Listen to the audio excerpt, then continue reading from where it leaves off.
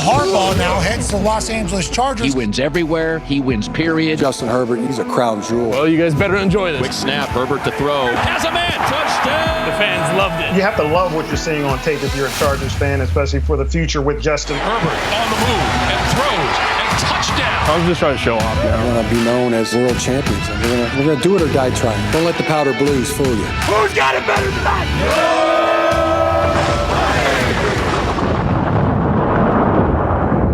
Knock, knock. Who's there? Who's there? It's us. It's the Charger Chat, folks. Welcome back to the Charger Chat.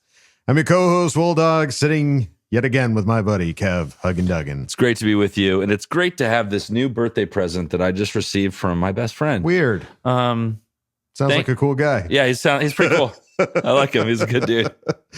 All right, folks. Well, yet again, it is just me and Kev Duggan. Unfortunately, Kyle, he's gone off to summer camp. Yeah. He's saluting your shorts, as they say back in the 90s. He's counseling hard. He is, he's counseling like nobody's business. So it's just going to be me and Kev.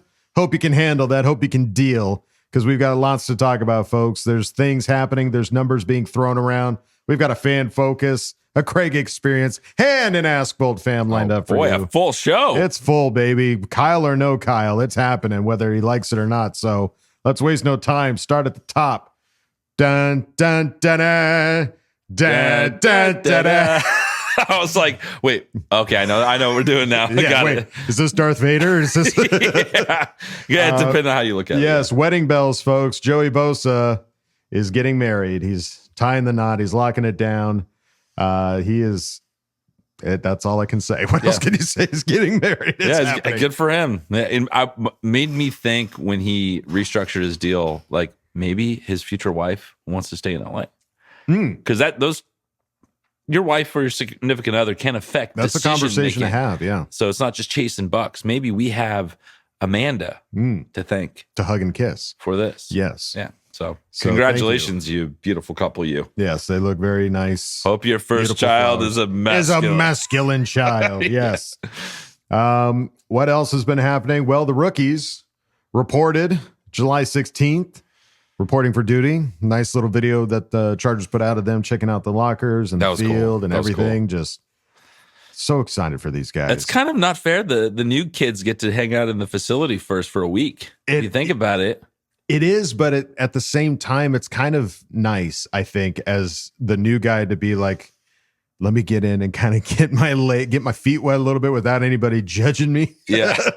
Yeah. We'll show you around, veteran guy. Yeah. Let's switch hats for a second and say, hey, I'll show you around. I will be the leader. I'm the captain now. Let's see. Hopefully that works out. But it was very cool to see these guys finally at the new facility, and can't wait to see them put in the work. We are recording this the night of Monday, so training camp has yet to happen. Unfortunately, players are packing. They're currently like, oh god, it's school's here. Yeah, time to go to school.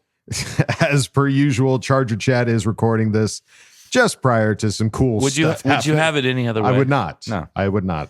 So we will keep an eye out for everything that happens, and we will report back next week with Kyle, the coach Duggan. He should be back from camp at that point, and we'll have a lot of insight to look at for training camp. Salute some shorts. But in the meantime, the NFL is dropping their top 100. You know football is coming, and you know it's freaking close when that top 100 starts coming out. Yes. I did not know. I got hit with this in the face. Yeah. I was not ready for this today. I was like, oh, God. I had no idea that it was happening, but apparently top 100 is dropping slowly but surely, and number 83 is our very own Derwin James, hitting the top 100.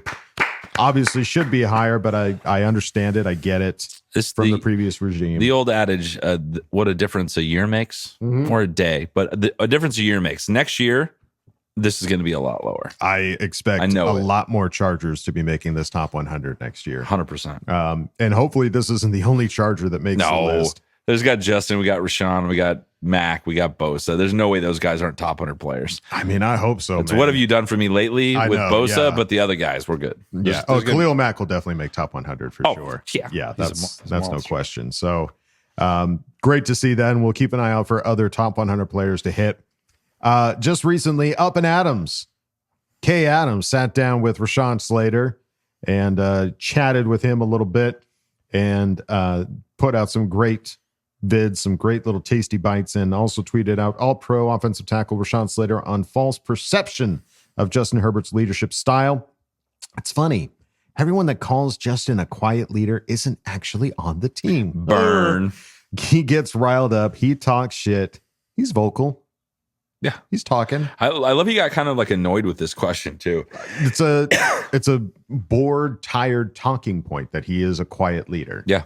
He's been in the league for 4 years, going on 5. Yeah. So about time that people understand and recognize that this is who he is. He is a vocal leader. Just because you're not looking or listening and because you're probably not on the team. Yeah. He's talking. Yeah. He's chirping. You're right. So, and we see it, whenever we're watching games, we're seeing him being a lot more vocal, and we're seeing him even off the field being a lot more vocal. Dude's on a stage singing along. He's how much more vocal can you get? Definitely something's happened since Harbaugh came in. Like there's a different kind of energy, different kind of confidence. So we'll see what happens. But I don't need him to be a fucking hoorah, go get him type of guy. Keep doing your thing and let everyone keep being jealous. Don't change a thing. Not a thing. Justin. Except for winning. Let's win more. Right, but we'll take that. That will happen. Yeah, that's him. He's a competitor. He's here to compete. He's competing. That's right. Yeah. And then this also dropped. I didn't even hear about this. Kevin was like, should we put this in here? And I'm like, I didn't even know it happened. So may as well put it in. Might as well talk about it. So apparently during a recent interview on Pardon My Take.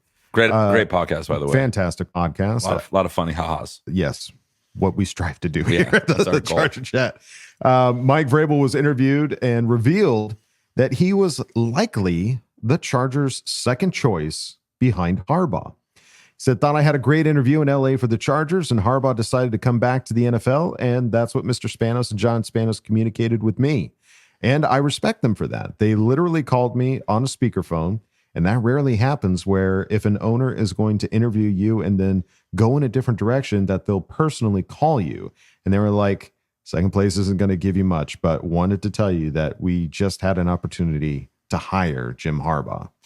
This is fascinating because they interviewed Vrabel a little later in the process. Mm-hmm. So this was like definitely not a for sure thing that kind of like came up. So I don't. Everyone was always worried about how the dynamic of how that happened, and it wasn't as clean and smooth. And we had him picked and ready to go before the season was over. Right, wasn't that at all? So it's just cool insights. Doesn't matter now, but and I think honestly, looking at all the possible candidates, I think Vrabel was one of the top picks for the fans as well. Because I mean, you had Belichick, and it was just like, but. I don't know. Didn't even interview him. Yeah. And there were some other guys out there, but Vrabel, I mean, the idea of getting a previous head coach, somebody with experience, somebody that understands how to head coach, and with some of the success that he had in Tennessee, it was coach just of the like year one year. Yeah. So it was somebody that was like, okay, I'd be ready for Vrabel. If it's got to be Vrabel, I'm totally cool with it. Imagine where we'd be at right now with Vrabel as opposed to Harbaugh. Like you can see the energy, dude. Like people not being able to get tickets to these practices is crazy. Yeah, it's palpable. You can feel the anger and the frustration. Absolutely, and that's a sign of a new level of excitement and a new level of what this team can be with Harbaugh. 100%. Home field advantage, baby. We're gonna have it one of these days, like a real proper get loud and ruin a opposing offense. It's going to happen. Yeah. Especially, yes. I closed my eyes first. I blinked. And in that moment of blinking, it was just like I pictured the stadium full of people, everybody screaming when Chargers are on defense to throw them off. And it's going to happen. Well, as Kevin mentioned, it is tough to get tickets big time to training camp right now. But somehow, some way, we have been gifted one ticket. Count them, Utah. Give me one. To the July 27th practice. Jacob Arroyo hooked us up with his ticket, so keep an eye out on our Twitter account. We will be giving it away for Jacob. So we're not asking, you got to subscribe and you got to like the video and you got to tell us and you got to take a picture of today's newspaper. Prove you're a real person. Yeah. No, definitely for sure. And Jacob, thanks, man. This is what it's all about. If we can help get this to like a fellow fan, that's what we're gonna do. Like we can't go, but we're definitely, we want somebody else to enjoy this, and so just keep an eye out on our Twitter. We will announce when Soon. we will be giving that away. So just keep an eye out. And you can also keep an eye out for our Patreon, patreon.com/ChargerChat. Check out all the fun, silly videos we've got going on over there. Our Zoom Hangout is coming just around the corner. In fact, as soon as I'm done with this episode, I'm going to get the announcement out. For all of you that are special 10s out there, keep an eye out. Our Zoom Hangout is coming in hot. But if you don't want to go to patreon.com/ChargerChat, it's fine. You can go on over to our regular website, chargerchat.com. Check out all the cool stuff we got over there, like t-shirts, hoodies, and stickers. You can chat it up with other Charger Chatteteers in the member section and ask questions and Ask Boltfam. So go check out chargerchat.com. All right, guys, it's time to go on to the next segment. This is a fan focus. First time fan focus? First time. I love that. Let's go. All right, guys, we're back with another fan focus, and we are super lucky to have D Bolts from Chula Vista, California. What's going on, my friend? What's going on, man? Awesome. We're excited to have you. We were talking about this. We were scheduled this like months ago, and I was like, oh, it's today. I get to talk D-Bolt. So I'm excited to have you, man, and talk a little Charger. So, the way we always start these things is we want to find out how you became a Charger fan. So how did that happen? Oh, man. Basically, I would say it was around like 95. I would say. I went to a training camp. It wasn't my choice, obviously. My dad took me to training camp. They had training camp back at UCSD during that time. So, seeing like Sayal, guys like that, and seeing the practice, it was dope. That's awesome. We sound like we're probably from the same era of when what got started. So that's awesome. So let's talk a little bit about this team right now, man. It's like things are about to get cranking. Players are showing up. The veterans are reporting. We're about to have some Harbaugh Charger football. What were you most excited about? The one thing that you were most excited about that happened during the offseason? Shoot, obviously getting Harbaugh. Supposedly we were supposed to have got him in the middle of the season last season, but stuff didn't happen like that. But honestly, I'm just excited for us to actually be able to run the ball. I know that's going to happen under Harbaugh for sure. Yeah, it's exciting. We'll see what this offense is going to be because no one knows yet, but we got some ideas, with some of the coaches they brought in and what bringing in 2 Baltimore Ravens running backs is a pretty good sign of where things are going. So, in terms of like the players that we've added, who is one of the guys or a couple of the guys that when you found out that they were coming to the team, you got excited? Oh, I would say more like it was the drafting and stuff like that. The trades were cool.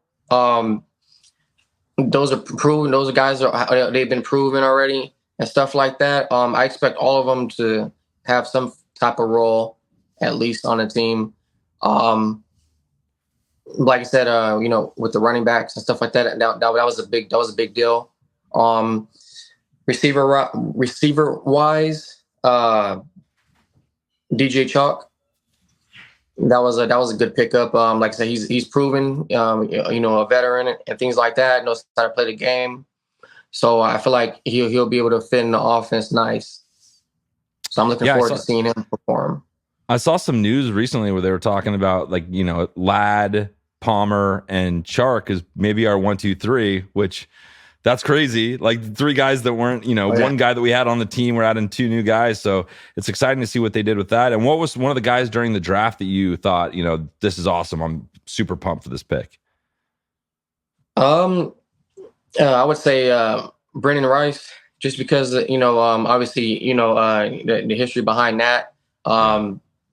It's always nice to see a player, he still has to prove himself and things like that. So see how that goes and see how he fits in. I don't see him fitting in exactly right away. I think it'll be probably like mid-season or a couple games and stuff like that. But I can't put too much, pressure on that just because we haven't seen any preseason games. Sure. Well, it's good. It's a huge room. It's loaded. The wide receiver room's loaded. So the fact that we got him in the 7th, everyone was beyond excited for that. Like that was kind of crazy. So that's going to be cool to see what happens there. And training camp is coming right around the corner. What are some of the matchups or some of the things you're most looking forward to seeing? Or just the staff. Like, what are you most looking forward to during this training camp? Wow. Just honestly, first and foremost, the turnout. This is the first year at a new facility, and obviously we've been through different facilities over the years. Yeah. So I'm looking forward to that, and just seeing the other fans. To be honest, now I want to see Harbaugh's energy in person, and obviously that gravitates towards the fans that are there and things like that. Yeah, that'll be awesome. It's so exciting. The new stadium, new coach, new everything, and it's all getting kicked off here real soon. So let's go out of here on this, man. We like to find out, you've been a fan for a long time. What has been one of your best Charger memories up to this point? Ooh, I want to say that 2006 season for the most part, at least down here. And probably getting Harbaugh. Yeah. That was the two biggest things and stuff like that so far. That's awesome, man. Well, dude, it was an absolute pleasure having you on. Thank you for joining us, and hope to run into you in Thunder Alley and at games this year, and we can hang out and meet in person. Oh yeah, for sure, no doubt. Can't wait. Bolt up, baby. Bolt up. We'll talk to you later.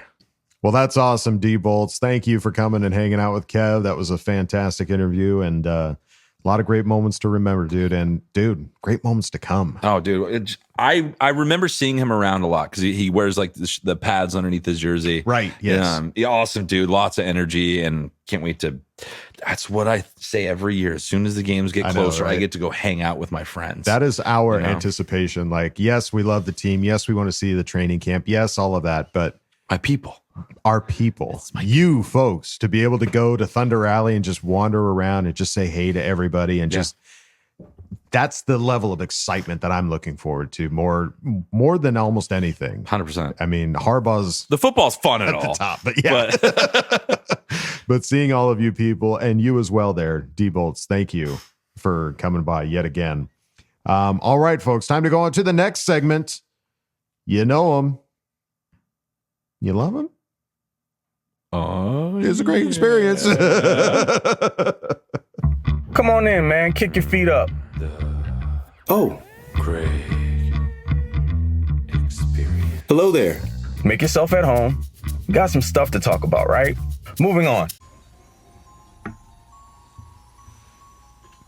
Patience, perseverance, and we have finally arrived.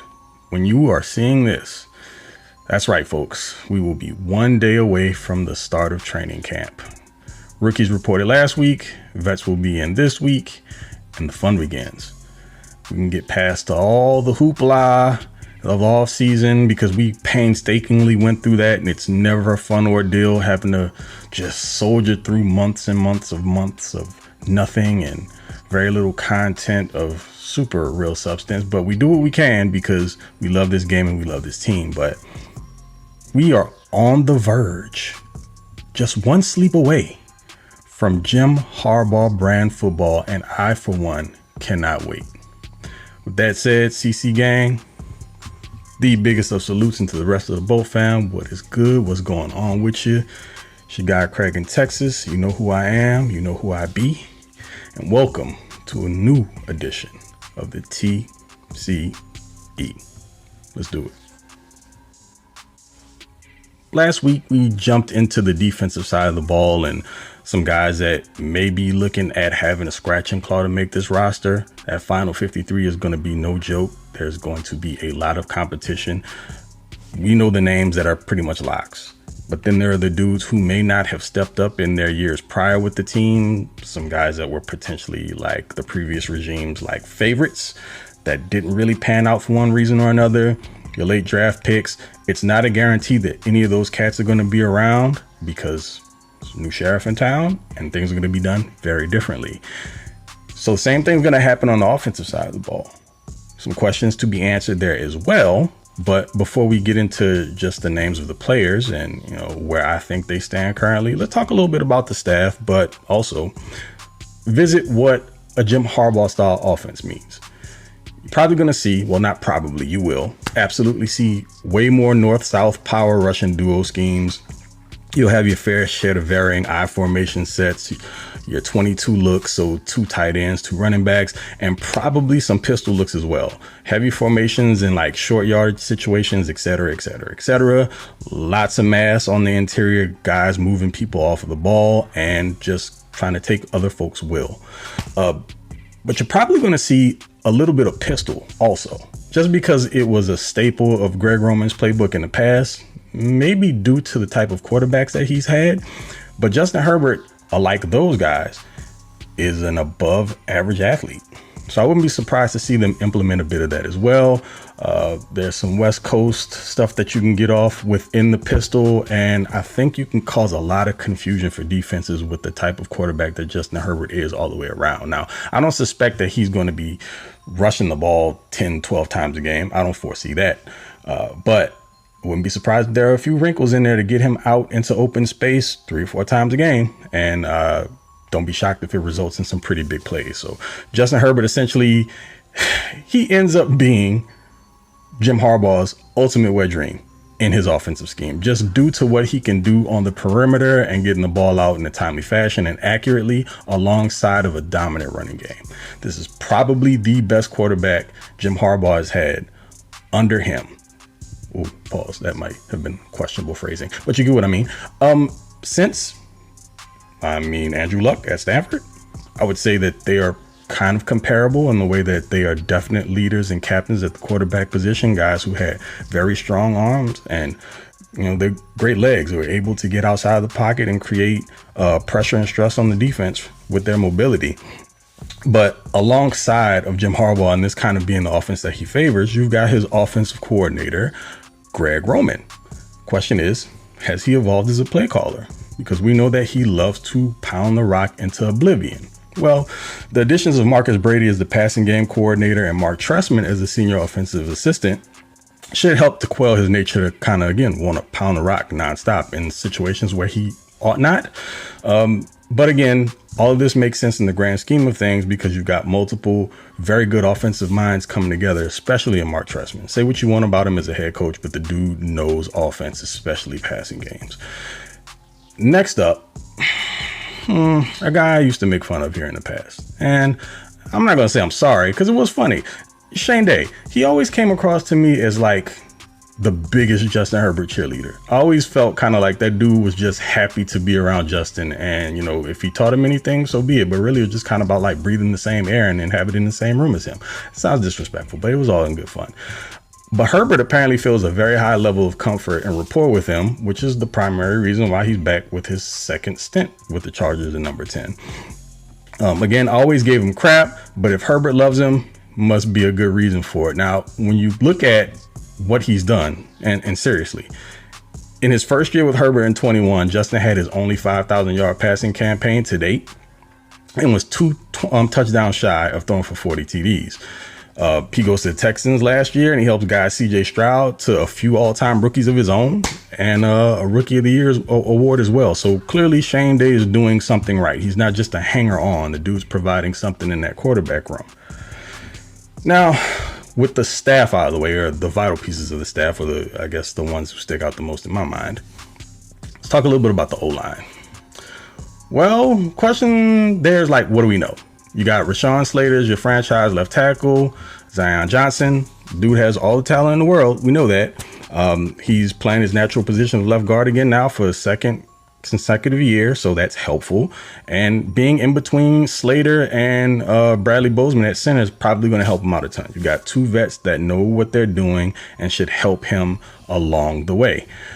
Speaking of Bozeman, I'm curious as to what the long-term plan is for Bradley. We know this scheme suits him better, getting downhill, putting a hat on a hat, moving guys off of the line in the running game, and asking him to do what he has to do as a pass protector, but not overdoing it there because it's not really a strong suit. I don't think Carolina really put him in the best position to succeed, asking him to pass protect as often as he did with a rookie quarterback who held the ball for way too long more often than not, and was forced to escape the pocket pretty often because there was significant pressure on him from all the way around. So I don't really blame Bradley Bozeman for that. The Panthers were a mess all the way around. But again, the question is Is he a stopgap center, or are they going to be looking to develop someone behind him or potentially take a new center next year? We shall see. Where the fun comes in is Jamari Sawyer and Trey Pipkins, because as of right now, it appears that good old Mr. Pipkins is going to be your starting right guard. How much confidence do we have in that? I'm not sure. I don't feel that Pipkins' game or his build or his strengths suit someone to play the guard position. He doesn't have the best anchor. He's athletic, so he can handle quickness. I think his deficiency will be in being more powerful guy. I don't see him as a dominant run blocker on the interior, but hey, maybe he'll surprise us. I'm not counting him out, and I don't doubt this coaching staff. So they might be able to work a miracle with him, and you're looking at a potential for Jamari Sawyer to be one of those guys who you can move up and down the line if you need him. You know that he's had some experience at playing guard. You've seen him play tackle, did the same at Georgia.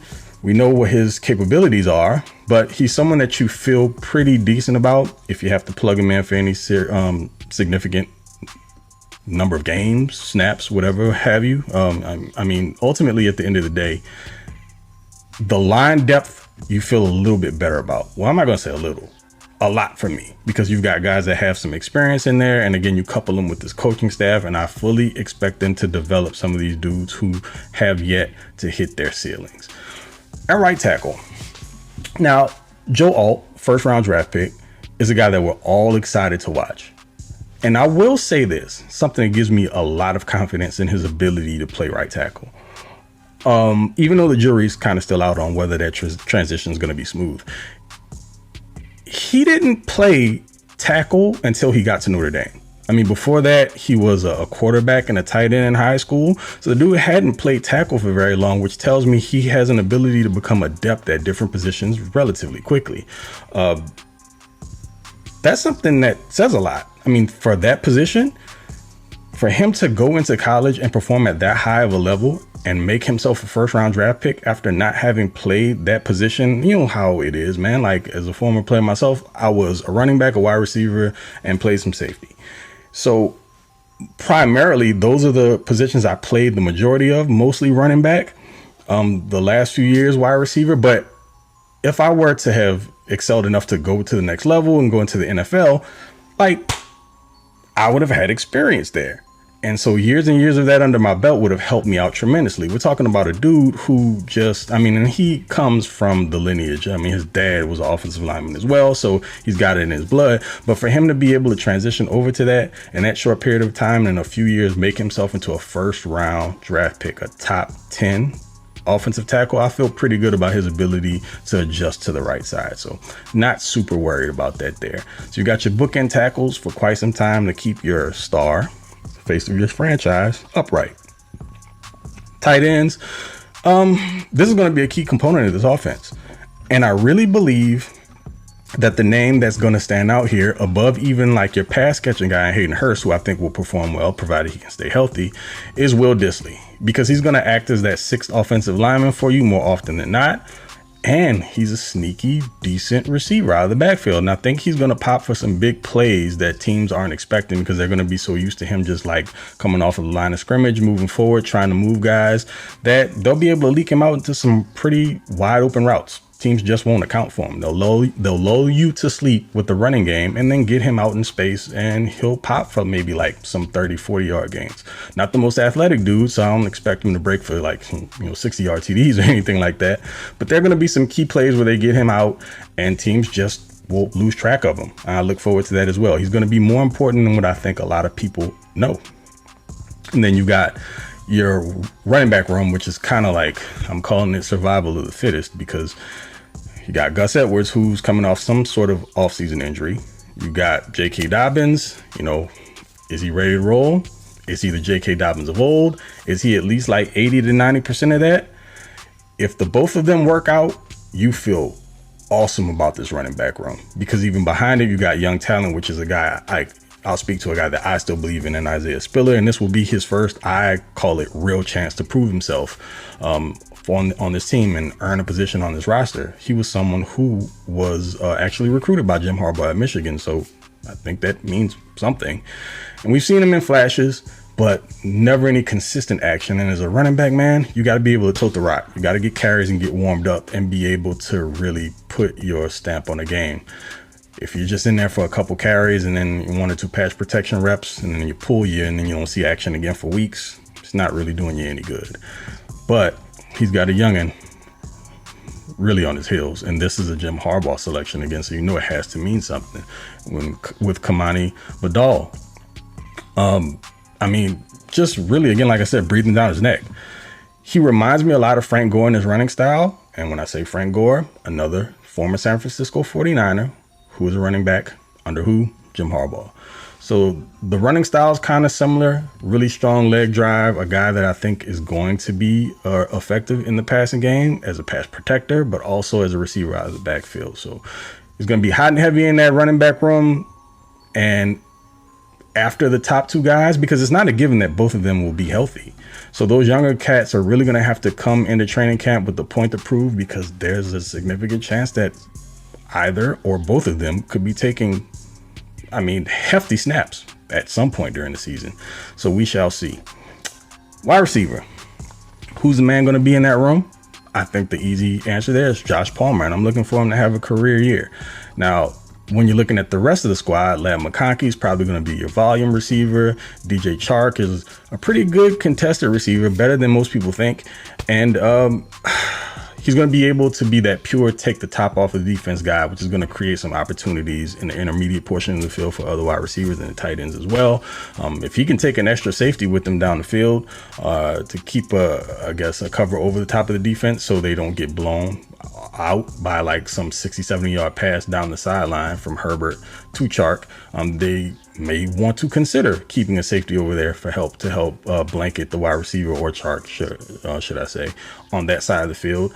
But again, like I said before, that opens up so many opportunities for other guys in the middle portion of the field, even guys that are running crossers. It's invaluable having someone with that type of speed and height, so he can get up there for those balls as well. That's a threat for teams, especially if they have smaller DBs. They're going to fear that. And I'm going to say it more often than not, especially if he gets a couple of really big chunk plays, they're going to have to account for him with help. So overall, I think the wide receiver room has a very good chance at being better than what some people think. Quentin Johnston, for me, is just going to have to show that he's a more nuanced route runner this year, a more physical one. But above all else, man, you got to do the most important thing that receivers have to do, is catch the ball. So just show me some improvement there. I'll be happy. Other than that, man, just a couple UDFA names I'd say look out for. Zach Hines, 6'7", 260-pound tight end who kind of reminds me a little bit of maybe a future Will Dissly if he's able to stick around. And then other than that, I would say on the offensive line, names like Willis Patrick kind of fits that power gap scheme as an interior offensive lineman. And also Carson Barnhart, Michigan guy who played up and down Michigan's line. And it seems like Jim Harbaugh has every intention on keeping him around for the versatility. The fact that the dude was playing multiple positions in the same game while at Michigan, which is not very easy to do. So talking about utility offensive linemen, good ones are very hard to find. So Carson's probably a name to keep an eye on, but also Willis Patrick as well, as I said. That kind of covers it. I mean, there's also, Luke Benson, who seems like he could potentially be a good fit in that kind of fullback tight end role. He's got really good athleticism, came out of Georgia Tech. Somebody who may be able to contribute as one of those, again, like H-back, fullback, tight end guys who you can maybe sneak out into the flats. Too athletic for linebackers, maybe too big for some guys in the secondary. But we'll have to see how that goes. He's going to really have to scratch and claw to earn a role on this roster. And I know they're probably going to want someone with that type of ability, but let's see how he fares in camp. So again, that's it, y'all. Lots of rambling from me, lots of names. I'm trying not to take it too long, so if I sped through a bunch of that, do forgive me. I didn't want you here for like minutes. But with that being said, camp is here. It's upon us. Looking forward to it. It's going to be fun, man. This is my favorite style of football. Finally got the head coach that I want, and I couldn't be more amped about it. So again, until the next time, I appreciate y'all. Y'all know who it is, Mr. Bolt Gang or Do Not Bang, aka TOP_FLYT3 over on Twitter. You can also catch me as a co-host of the Lightning Round podcast. We're getting back in gear here. Now the off season's through and back into football, man. Camp's kicking off, so everything's getting back to where it should be. So until the next time, y'all take it easy. I appreciate y'all, and I will see y'all at camp in a few weeks. Okay. Love you. Bye. So many good points, Craig. Yeah. There's so many. There's so many. I can't. There's too many. They're everywhere. What am I supposed to do with all of these great points? Craig, you're killing it, dude. Yeah, dude. I love all of these points that you're pointing out. You know what I'm looking forward to? You know what I'm looking forward to? I'm looking forward to some of these points. I know, right? I'm looking forward to Craig every week. I know. When we get back to regular season, we get Craig every week.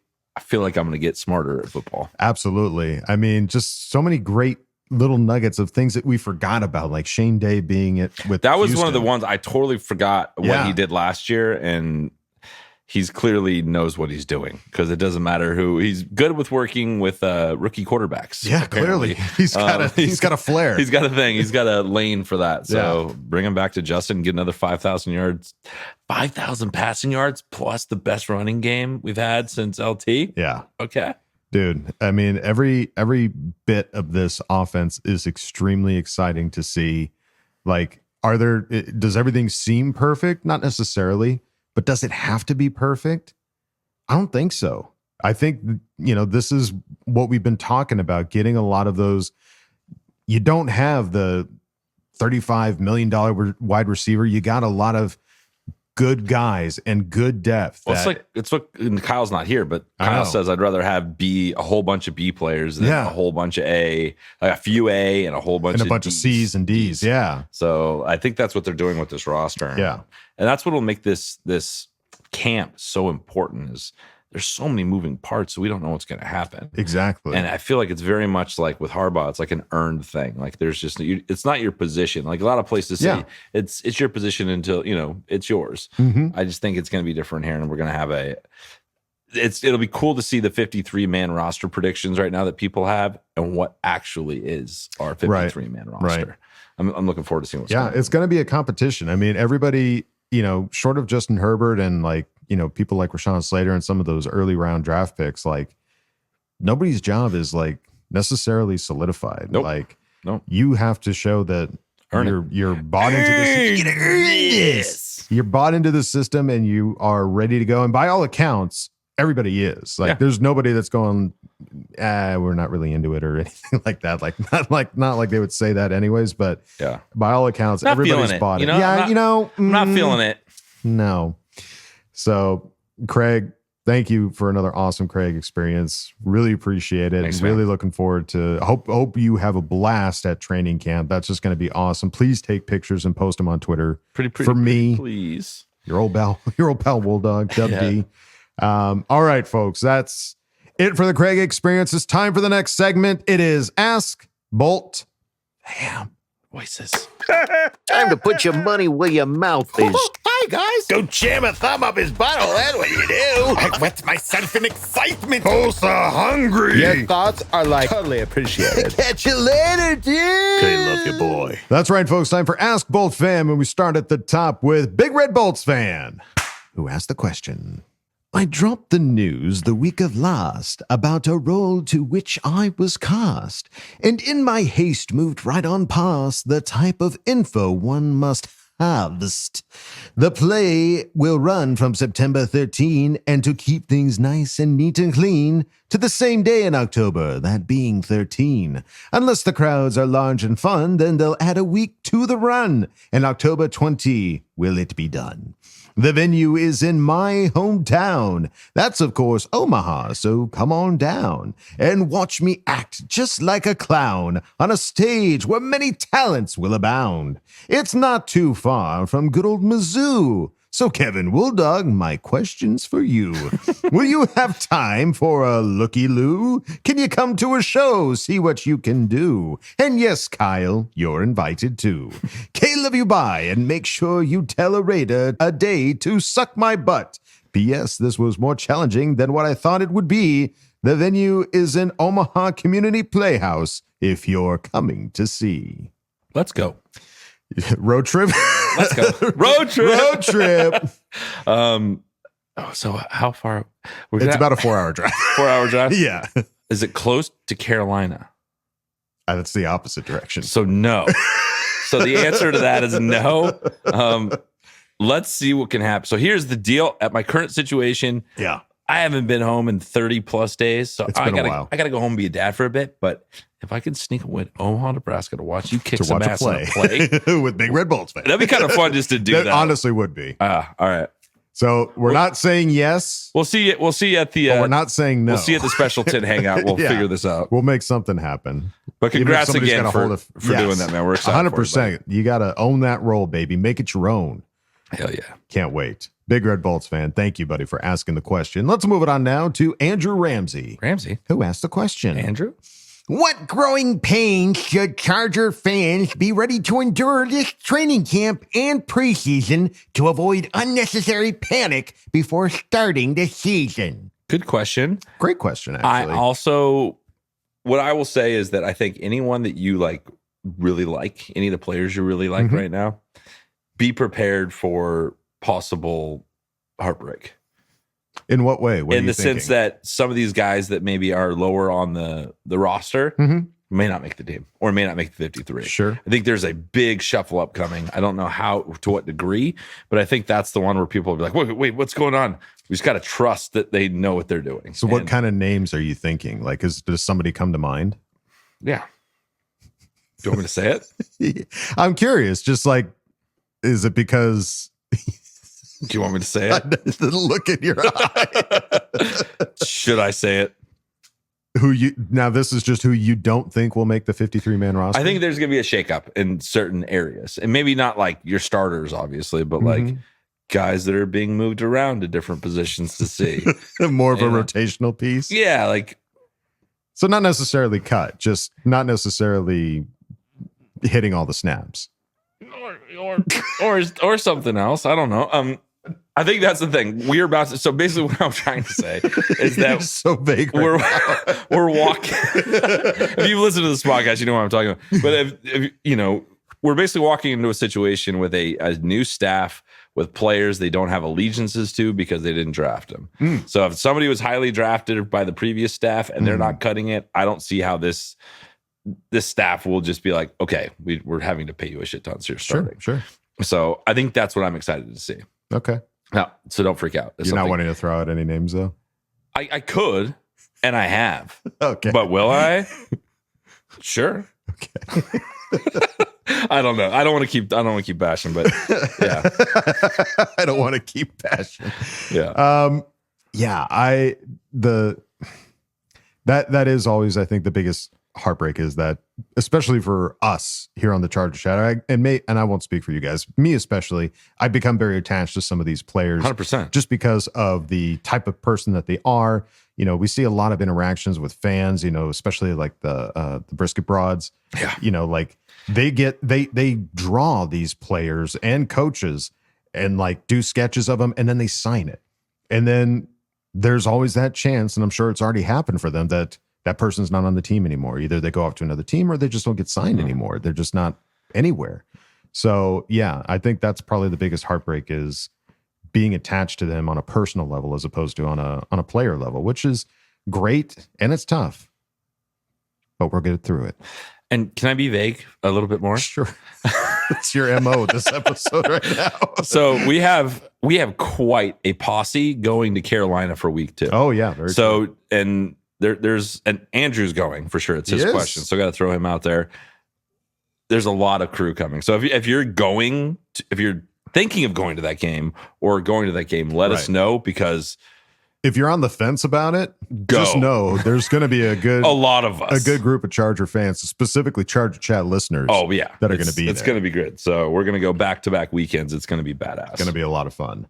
So I hope that answered your question there, Ramsey. Maybe. Appreciate you asking it. Thank you. Let's move it on now to Friar Bolt, who asked the question. You smell that, boys? No, it's not the shit in my pants from pure excitement, but instead the smell of the start of a football season. The offseason is over, and now begins the real work towards the Chargers' first Super Bowl championship. By the way, did you happen to see the Tom Grossi video he did about the Chargers season? Pretty accurate addition, if you ask me. Football is back, boys. Let's salute to a new and hopefully profitable season. Cheers. P.S. Raiders fans, and especially Devontae Adams, can suck my butt. Okay, love you. Bye. Oh, yes. The excitement is in the air, and you can smell it. Maybe first thing I thought of was like, the fertilizer for the grass. Yes. As opposed to the shit. Mm-hmm. So, yeah, I can see it. Yeah, it's the new car shitty ass grass. But yes, a lot of you tagged us for that Tom Grossi video. That was of like the Chargers going through the 23-24 season. On point. Absolutely. It was almost too hard to watch. Yeah, I got bummed because I knew what was coming. Yeah. It was a nice reminder of all the shit that we dealt with. But last year was a great way to compact what happened last year, because I didn't the way he did it, I didn't remember it that way. Right. Yeah. Because it was like we were doing stuff in between. We were excited, then we weren't, and like at the end, that nothing good was going to come from last season. I know. So from that perspective, going through with him, you're like, oh man, shit. But he's hilarious, and that was really, really good. 100%. That last year really was a test of our shameless positivity. It was really tough to do. I have a feeling this year's not going to be quite so hard. So I'm very much looking forward to this season. It's going to be a smelly one, to say the least there. In a good way. In a good way. In a good way. Yeah. Yeah. It's that good smell. You're into that kind of thing. It's that new car smell. Yeah. If you're into that. Yeah. Firebolt, thank you for asking the question. Let's move it on now to Gavin Gibson. Gavin's back. Yeah, Football's it's been a hot minute, Gavin. Welcome back. He's got a question. It goes like this. Hello, my beautiful bolted brethren. Long time no speak. Been listening every week, though. I have been challenging my inner Papa Phil and managed to convince the better half to have another Bolt baby. Well, my swimmers shouted, Utah, give me 2. So now my baby Bolt 6 and 7 are due in January. My question for you all are, who is your favorite Chargers duo? And who is your favorite non-Chargers duo? Non-Chargers duo doesn't have to be football related. No copying or repeats. Also, Kevin and Kyle, what are you guys catching up? We need to help grow the next generation of Chargers fans. As always, guys, Bolt up. Can't love you. Bye. Yeah. Come on, Kevin. Bro, you're having twins? Congratulations. Yeah. I mean, to go like, should we do one more? Let's go for it. Make it 2. And then surprise. Wow. Dude, you just... And 7. Gavin can't be stopped. Can't stop, won't stop. I have no plans on going over 4, and it's a done deal. Kevin is cut off.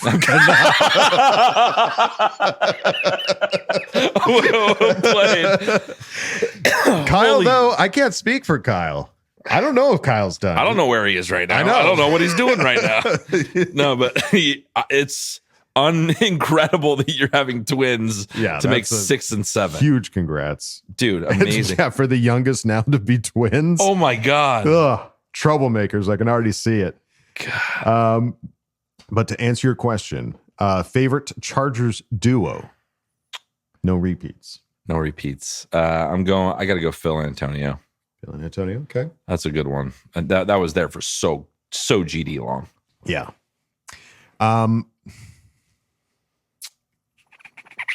I'm going to say, I'm saying this, 1, to be different. 2,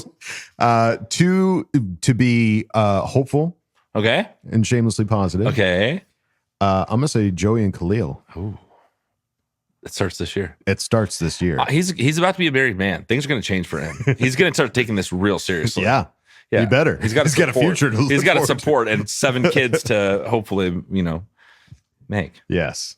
So there you go. Those are our favorite Chargers duo. How about non-football favorite Chargers duo? Easy. Okay. So easy. Yeah. Tango and Cash. Tango and Cash. Yeah, Kurt Russell. And, Okay. Yeah. Sylvester Stallone. Okay. That movie fucking rules. And if Wow. you haven't seen it, I highly recommend it. Okay. Tango and Cash. I'm going to go in a route that makes more sense to me and anybody that knows me. I'm going to be different just for the sake of being different. Because I was going to say Tango and Cash. But, it's the obvious answer. It's the go-to. Yeah. They're the goats. I'm going to say Bugs and Daffy. Nice. I like it. Oh my goodness. Bugs and Daffy. I don't know why I sounded like that. That was funny. No, I like it. That's good. There you go. I love those guys. Bugs and Daffy versus Tango and Cash. Bugs Bunny. Yeah, that's the next Marco DeLeo. Bugs Bunny and Daffy Duck versus Tango and Cash. All right. There you go, Gavin. Congratulations yet again. Good luck. Godspeed. But let's move on now to the next one. Delilah. Certified Fresh. Who asked the question? Will you guys be attending training camp? One. What? Week one. I'm shouting it. Week one. What's the easiest way to say this? It's with the saddest heart I've ever had. No. That's all I wanted for my birthday. I know, dude. That's all I wanted to be able to do. And unfortunately, to fly from where we are now to training camp is like it hits the pocketbook. $700. Yeah. Round trip to do that. Throw on top of it that Kevin's been away from his family for over a month at this point. I literally cannot. And in theory, I was like, yeah, I'm going. It's going to be awesome, rad. I'm like, it's the one thing we're going to do this year. Yeah, it definitely wasn't the one thing I'm doing. So I want to go so bad. It's just, we're going to games and it's already. We've got a lot of games planned, and training camp really would have been a sweet thing to go to. I just really love my wife and I don't want her to leave. Yeah. Kevin's a big fan. I'm a big fan of my wife. She's pretty rad. She's endured a lot. Yeah. With Kevin being gone. Oh, of course. So. You know me. You guys all have heard me. I know like your this kids is more specific. Yeah. But yes, unfortunately, we're not going to training camp week one. But yeah, that is what it is. And we're sorry to see it. But hopefully you can make it out to the home opener. Yeah. Or Carolina. Or Harbaugh Bowl. Or most likely Kansas City. Yeah. At Kansas City. Kansas City. Yeah. So if you're at any one of those places, let us know. And we're going to give away a ticket this week to week one of training camp. So it's kind of like we were there. So maybe whoever gets the ticket has to get us signatures. They got to rep. They have to get us all the stuff we would normally do. We got to send them off with a Frosted Mini Wheats box. Yeah, we got a lot of stuff. So whoever wins is going to get a FedEx with a lot of stuff that needs to be signed. So, be ready. Be ready. You got to earn that ticket. Delilah, thank you for asking the question and welcome. Don't be a stranger. Let's move it on now to Daryl21, who asked the question. Hey guys, are we flipping ready? The storm has officially arrived and the lightning is about to strike. Hoo-ha. This week, I don't have a question. Just a huge thank you for the best Charger show around. You guys make Tuesdays all worth it. I can't wait for the 2 episodes a week starting soon and crap. I do have a question. Hoo-ha. I'm going to the Bolt on Saturday for the 5 p.m. night practice. Are you guys going to training camp this year? If so, when? P.S. I also wanted to share that since I lost my little buddy Angus last January, it's been a messed up 6 months. But this past week, I landed a new baby boy, Maine Coon. And wouldn't you know it, after just one day, the little monkey hopped the gate, ran into the living room, popped the squat on the couch, and began watching Herbert highlights. This dude will be watching the games with me from now on. And by next season, he'll be big enough for this kitty Charger jersey. Hoo-ha! See you Tuesday, boys. The season is here. Can't love you, bye.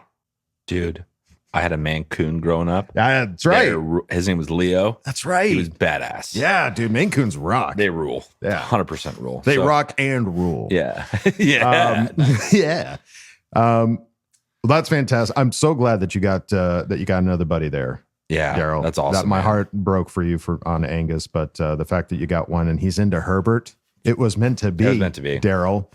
Fantastic. And you got a little Charger jersey. Please send pictures. I want to see one with him drowning in it. What's cuter than a not fitting jersey on a cat? Well, Maine Coons are fluffy. Yeah. So he's going to fill it up. He's going to look like he's got pads on. He's got pads on. Let's go. But yes, unfortunately, as mentioned, Daryl, it sounds like we are not going to be able to attend training camp this year due to prior engagements. And just not being able to get tickets. We can't ensure that we're going to get Dude, them. It's wild, we just saw today they were trying to get tickets. They dropped for week 2 and it shut it down. It shut down Ticketmaster. They're kicking up tickets again tomorrow because it shut down the system. You guys are out there and are excited, and I cannot wait to live vicariously through all your videos and all that. So it's going to be fun. It's going to be a blast. Daryl. Have fun. Yes, have fun. Thank you. And take pictures, please. Thank you for asking the question. Let's move it on now to Tony Francis, who asked the question. Attention, soldiers! Are you ready for this big f***ing week? More training camp! More training camp! And did I mention more f***ing training camp? My first question is directed at you, Coach. What day can we expect to see you at the Boltfam training camp? Also, who, in your opinion, is most likely to have a breakout year under Harbaugh? My second question is directed at you, Kev. What Charger player is getting the game ball after we smoke those twinkle-toe f***tards in opening week? Also, Pop-Tarts, T-shirts, Upper Deckers, where do we f***ing stand, maggot? And my final question is directed at you, Wool Dog. God damn, you look hot. It seems like every week you're shredding more weight. Keep up the great work, soldier. How many players do you think will make the Pro Bowl for the Chargers this year? Also, is there any chance you will shave lightning bolts into your beard for the home opener? Let's fucking go. The Raiders, burn the kingdom, kick the donkeys, you, Staley, and suck my butt.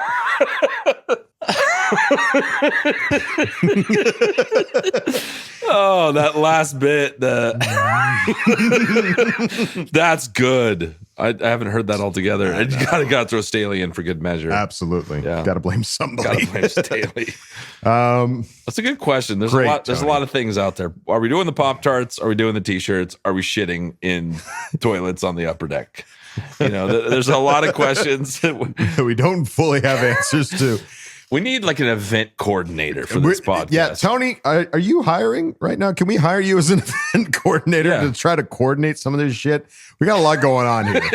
It's hard to juggle so many things like T-shirts and Pop-Tarts and the Pop-Tart drive.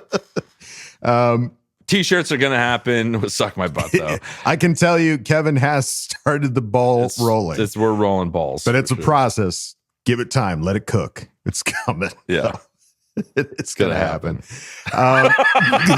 It's going to happen. Let's see. Thank you for the compliment. I greatly appreciate that. And shaving, as soon as I see shave, I bristle because I don't want to shave this thing. What I might offer in as a runner-up is maybe a sprayed lightning bolt. Or if we dye your beards, you leave the white. And dyeing is a process. I feel like if I could just put like a stencil up and just hit with a bolt, maybe multiple. Maybe I could just put them all over the place. Maybe. Or instead, what if you get like little, you know, like those like when girls braid their hair, they put in like little charms. Yeah, you just have a charm beard. A charm. Charger charm beard. Well, it's an option. Yeah, we're brainstorming over here. Okay, we're idea men. A lot of ideas, no action. Well, let's see. As far as how many players will make the Pro Bowl, I wonder what the record is. Probably like 6 or 7. Yeah, I'd say something like that. Yeah. I think you're going to see a lot. I'm going to say 6. I feel like it could potentially be more because I want to see these guys come out the gate and just be absolute studs because you've got the greatest coaching staff that you could ask for in this league right now, and really going to make them shine. But I also feel like there's going to be, I don't want to call them growing pains. I want to call them more just like, well, we've never done it that way before. And this is taking some time to learn how to do it the Harbaugh way as opposed to how it's been before. So I'm going to say 6. I'm going to say you got to have 6. I'm going to say Herbert, Khalil, Okay. Derwin. Okay. I'm going to say Junior. Junior Colson. Rookie Pro Bowler? Yeah. All right. I can get 2 behind rookie Pro Bowlers. I'm going to say Ladd. Okay. And Rashawn. Cool. I think those are. I like them all. I think those are your Pro Bowlers right there. I like all of those. Maybe more. What do you guys think? Put it down in the comments. Also, since Kyle's not here, I know he's trying to go. Like I know that there are opportunities. Oh, for to him the go. bowl, yeah. Yeah, like I think there's a good chance he's the closest one. He can drive up If there. he doesn't go, I'm going to be a little upset. I think we're working it out with him. He's very busy, but I'm sure he's going to try and go. Right. Because he's done it the last couple years, and he's going to go. And it's a great time with the kids and everything like that. Yeah. But should we answer his question on who is most likely to have a breakout year under Harbaugh? We'll save it for him next week. We'll put it in the next episode. All right. We'll see who remembers. I don't want to speak for Kyle because I could. You know what we could do? I could give you my thought, and it won't be that. He'll argue some That's other true. point. I'll just argue with you. Tell me who you think it is. Quentin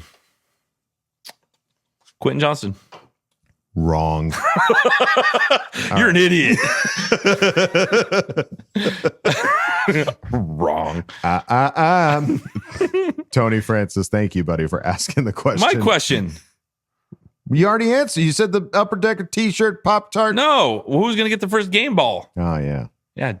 Are you trying Sorry. I thought the caps made me think that was the only question. How dare you?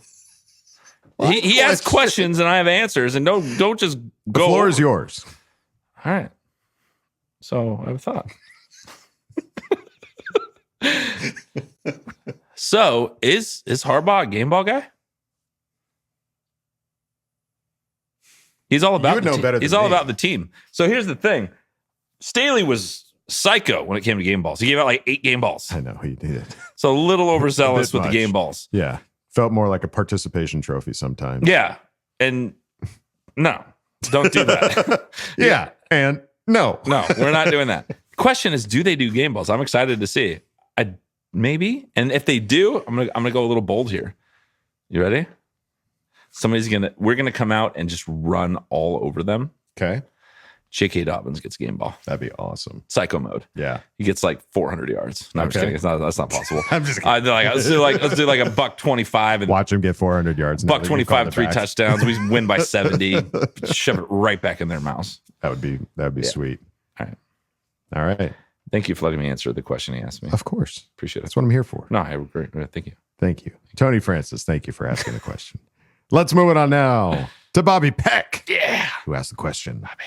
Good day, gentlemen. As I stand here confused and drenched with sweat after a hard day's work in the droopy state of Florida, I am confronted with a dilemma about why I am the way I am. While working, I was told today that my chest looked like a dog's smile, more correctly stated, like a smiling pug. I laughed it off, not knowing what this meant. I was confused and moved on. A short while later, I walked to the bathroom and noticed that my humidities had left a sweat pattern on my blue shirt that resembled a dog's smile. I laughed and shook my head as I now understood. But not to be outdone by my humidities, I noticed that my coin purse was stuck to the side of my leg. So in a feeble attempt, I shook my leg hard once. Nothing. A second time, my leg I did shake, and still nothing. Out of fear of being accused of playing with it, I went in for the peel away. Finally, freedom. Later, I was pondering what the heck was going on. I thought about boats and the pending training camp, and if they share these troubles, these temperatures are severe here in SoCal, and while I am sure that our boats have quite a few occurrences of said nut glue and humidities, do I blame Staley? I think so. Damn Staley! I wonder how they handle these instances. But anyways, I don't know what is worse, humidities or nut glue. Which do you think is worse? And the sledge shaking more than 3 times playing with it. Like always, BTFU, FTR, suck my butt. And K loves you, bye. Humidititties. Humidititties. I've never heard that before. That's hilarious. And nut glue. That's ooh. Yeah, that's tough, man. Like, I vacation in Florida, so I know you do. I know what you're That's doing. true. We do vacations. Yeah. Humidititties. I think you can get away with humidititties based on the shirt you wear. Like you can wear shirts that hide the humidititties. Right. The nuts are always going to stick. Yeah. So I'm going to go with the nut sticking glue. But the nut sticking is really dependent on the type of underwear you wear as well. And powder. Baby and powder's powder. Hell of a thing. Yeah. We're of that age now. We're of that age. Yeah, this is a real Sophie's choice. I'm not sure what I would. I think the humidititties are really, you'll get made fun of more for the humidititties anymore. Humidititties you can't really hide unless you have the right shirt on. Yeah. So nut just glue you could hide. Wear the right shirt. That's just uncomfortable. Yeah. And you got to wait for the right moment. But he didn't even know he had humidititties. True. He knew his nuts were glued to his leg. That's yeah. Seems like an obvious answer. So wait, so which one do you think is worse? The nut glue. I think humidititties. I think the humiliation of it all. Exactly. Yeah. I'm a humiliation guy. I'm more into there was like parsley in my teeth for the whole day and nobody said a goddamn thing. Yeah. Yeah. That'd be embarrassing. You go there, I'll go balls. That's fine. Yeah. We go both ways here at the Charger Chat. Mr. Bobby Peck. Thank you for asking the question and stay cool out there. Let's move on now to Jers Fanatic, who asked the question. I've been seeing a bunch of stuff coming out about people being irritated or surprised that QJ is not a wide receiver 2 or 3, but in fact currently projected to be a wide receiver 4. Personally, I think he should be wide receiver 5 and barely even see the field until he proves himself as a legitimate wide receiver. Interested to hear your thoughts. P.S. Who do you think will have a more productive season, QJ or DJ Chark? It's Arnold? Yeah, you're welcome. Appreciate it. I'll be over here if you need me. You're out of Mountain Dew, by the way. Good question. So I can answer this because Kyle's not here.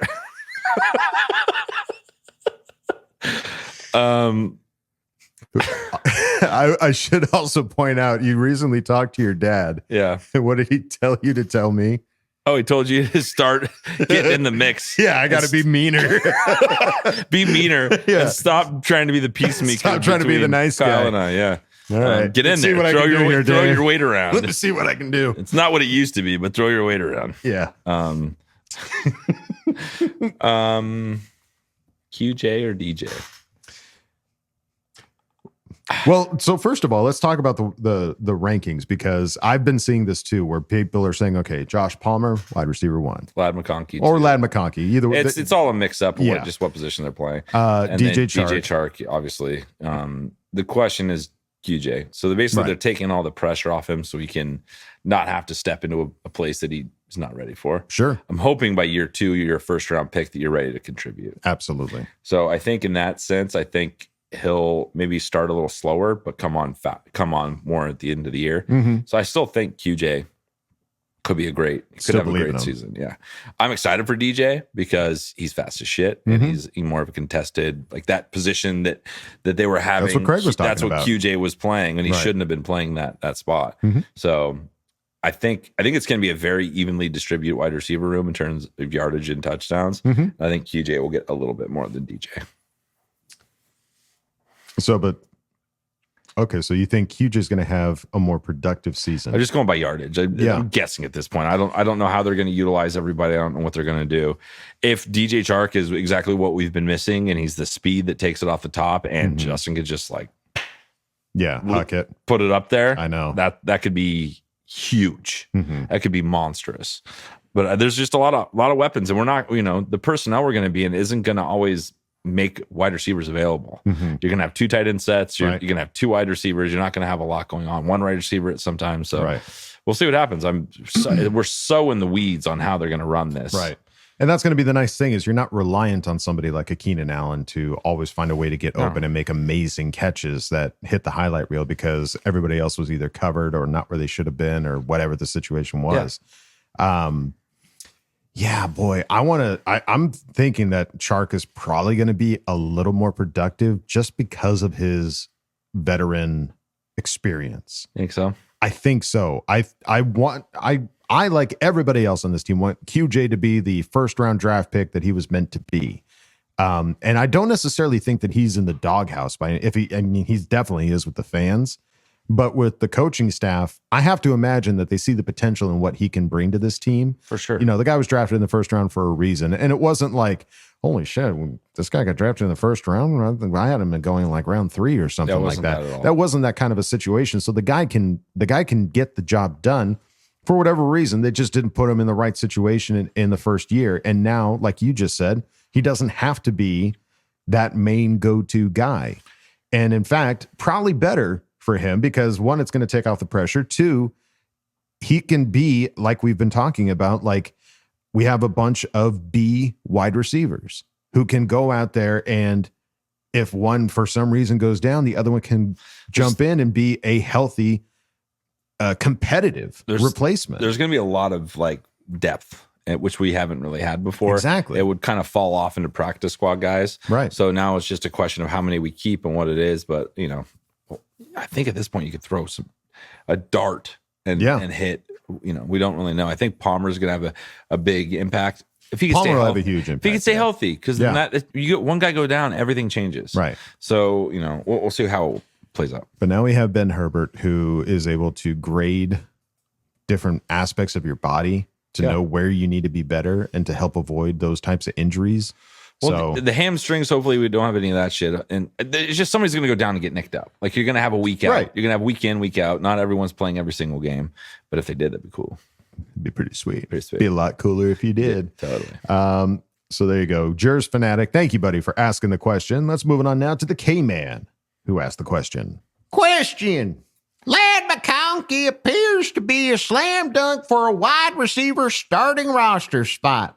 Do you feel he will have any training camp competition, or will he just be on cruise control until the first game versus the Faders and never see the preseason games? Thanks, and I love you all. Love you too, K-Man. Love you. I think he's going to definitely play in preseason. Yes. He's got to earn it a little bit. He's still a rookie. Like rookies are looked at a little differently than this. He's not just like anointed. So I think he's safe. He's a slam dunk for where he is and where he was drafted. Like this is what the staff wants. Right. And it's going to be a crazy competition at training camp. It's just a question of how they utilize everybody. Right. It's always going to be a competition unless you are not in the right mindset. It should always be a competition and you should always be giving it your all. And I'm really curious to see when the preseason comes along, if anybody doesn't play a single preseason game. It feels like everybody should at least play a series, maybe. Well, they're running 2,600 play, whatever the crazy stat. An insane amount of plays. They're just, it's a different approach. We got to throw out everything we've ever known about our team right now and just be like ready for whatever it's going to be. It's going to be very different. Yeah. I'll be very surprised if there's more than maybe 5 people that don't play a single preseason game for that veteran status of like, I've been here, I've done this. I think they'll all play. I kind of hope so. I really honestly. do. So yeah, it should always be a competition. And if McConkey just sits back and rests on his laurels and doesn't give it his all, that would be a different story. But I absolutely foresee him just giving his best, man. One might say he's got to earn this. The K-Man, thank you for asking the question. Let's move it on now to Marco DeLeo, who asked the question. Okay, so let's take a break from our fight. Straight up question for you guys. If you were told that our beloved Bolts are going to win the Super Bowl, but you must give up one thing in your life that you love for a full year, what would it be? And why did you pick that one thing? Can't love you. Bye. What could you give up for 1 full year? Something that you love, not like picking up the dog crap. Yeah. This is hard because, like, to ensure a Super Bowl, like, you got to make it worth it. I can't answer this question. What do you mean you can't? I can't answer this question because I'd be willing to pretty much do anything to win a Super Bowl. So you can't answer it. That was it. Technically, I can, but if I said it, right, it could get back to somebody might hold you to yeah. This is a slippery slope, a dangerous game.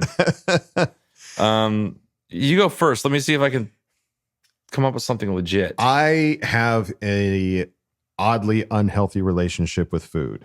And so for me, giving up something like pizza or ice cream, like those are two things that like I just love. That would be really tough to give up for a full year. It'd be like, all right, I can maybe do a month, but a full year, I might kill somebody.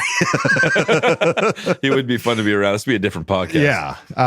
Because it's got to be like, I think the idea is it has to be advice. It can't be like, oh, I give up not seeing my wife and kids for a full year and I love them so much. Like that wouldn't work. It's got to be something that you like going to the movies. Could you not see a movie That's for what a full year? I figured out what I was going to say. Yeah. Give up movies for an entire year. That would be so hard for me. You'd watch a lot of television though. Or do you think you could give up TV for a year? Just give up all of it. Give it all up? Yeah. But I get to watch Charger games. That's the it. one. It's the one thing I get to turn it on. What if you I would need Big Red Bolt fan to come over and do a stage play for me once a week. I was going to say, what if you had to give up watching it on like a big TV and you had to watch it on like a tiny little 1-inch screen?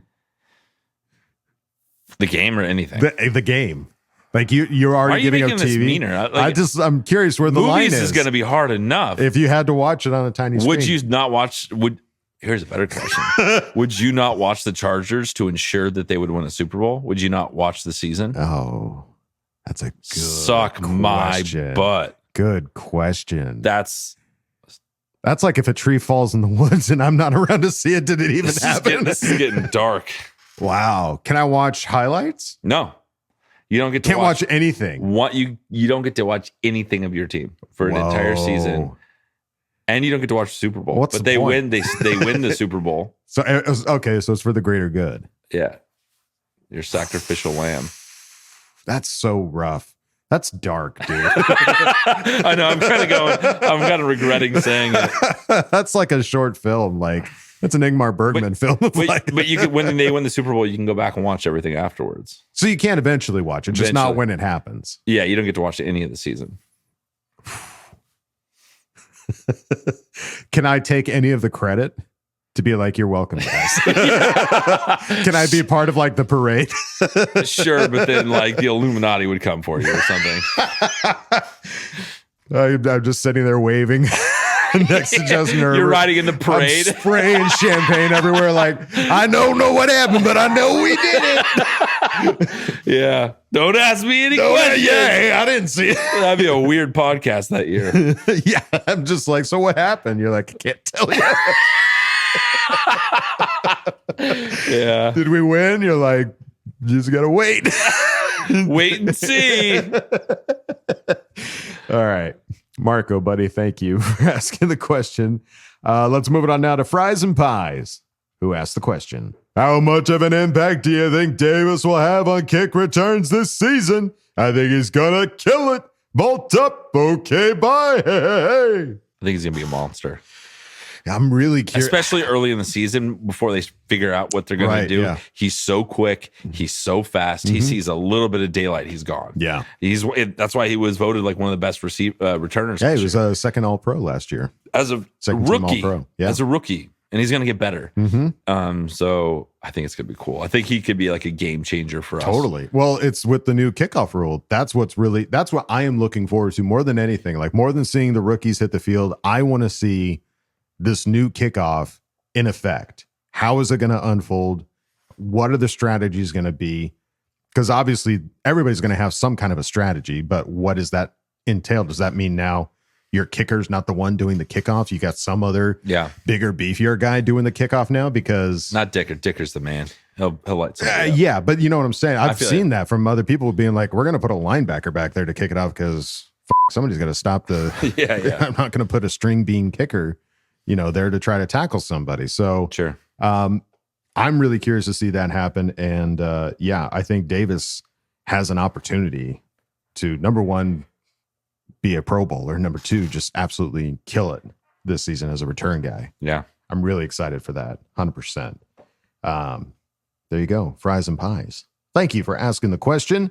And we go out of Ask Boltfam with Athir Kadir. Athir. Nice. Ask the question. First, I want to address Chargers fans, baby. Like this, you need to stop picking on my baby Wall Dog, baby. How about the 8 wins? He didn't say we were going to win 8 or 9 games. He said guaranteed 8 wins, baby. That says a lot about a team with a superstar QB that has not won a lot. So everyone back off my baby or you're going to deal with me, baby. And you're not going to like it, baby. My baby Wall Dog, I got your back. Now to my question, baby. Training camp. I want to know when Jesse Minter and Greg Roman face off against each other. Are they using the entire playbook or hold some things off? We start with my baby, Coach Kyle, always followed by Kevin, my best friend and my baby, my dear love, Wall Dog. Let's go. Bold prediction. Chargers will take undefeated record to Cleveland, baby. 7-0 record, baby. Athir with more predictions. I like when he gets started. Athir... He's my soul, my spirit animal. Yeah, he is. He is always shamelessly positive, and I love you for it, Athir. And thanks for getting my back, buddy. Yeah. At least somebody does. I got your back. What are you talking about?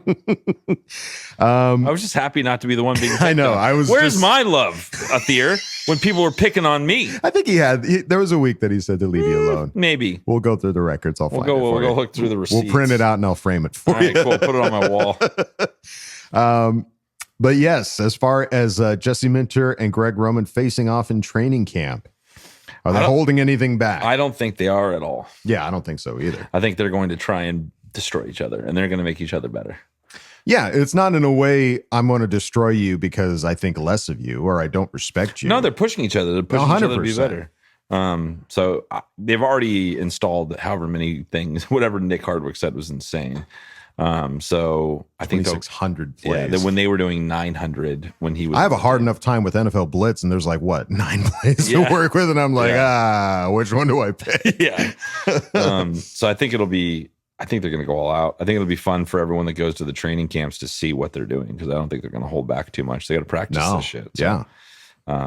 I think it'll be great, and I love the 7-0 prediction. Now, if we started the season 7-0, if we started the season 7-0, Athir Kadir, and we're going to Cleveland, it's going to be quickly 8-0, baby. Cleveland rocks. All right. Well, I think we're all in agreement here, Athir. As per usual, when there's no Kyle, there's no disagreement. Yeah, we're usually pretty good.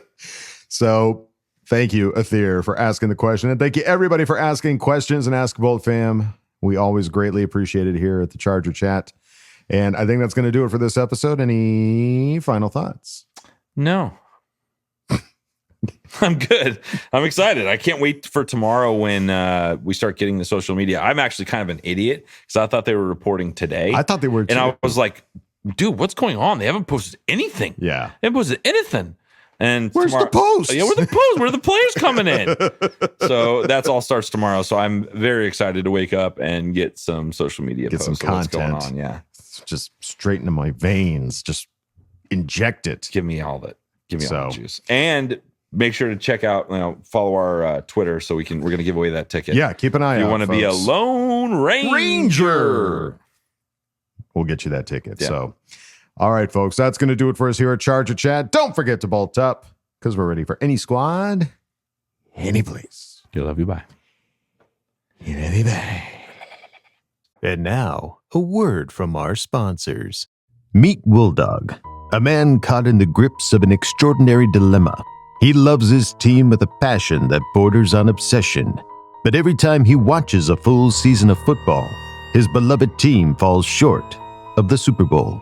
Now, in a desperate bid to break the curse that haunts his team, he's made a choice that defies logic and reason: to abstain from watching football for an entire year. However, as Wolldog soon discovers, the price of altering destiny may be more than he bargained for. In the shadowy intersection of sports and the supernatural, Wolldog is about to step into the Twilight Zone.